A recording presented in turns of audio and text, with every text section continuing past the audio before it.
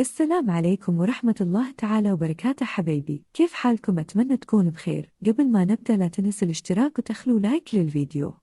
في خبر اليوم استقبل المدير العام لمراقبة التراب الوطني عبد اللطيف الحموشي بمكتبه بالرباط يوم الجمعة 7 أبريل 2023 مدير وكالة الاستخبارات المركزية الأمريكية ويليام بيرنز، الذي كان مرفوقا ببعض من كبار مساعديه وبسفير الولايات المتحدة الأمريكية المعتمد بالمغرب بونيا التاليوار. وذكر بلاغ للمديرية العامة لمراقبة التراب الوطني أن هذا اللقاء يندرج في سياق الاجتماعات الثنائية بين الطرفين، كما يشكل مناسبة لمتابعة العمل التي قام بها المدير العام لمراقبة التراب الوطني عبد اللطيف الحموشي إلى الولايات المتحدة الأمريكية خلال يوم 13 و 14 يونيو 2022، والتي التقى خلالها بكل من أفريل هاينز مديرة أجهزة المخابرات الأمريكية، وويليام بيرنز مدير وكالة الاستخبارات المركزية، والسيد كريستوفر راي مدير مكتب التحقيقات الفيدرالي.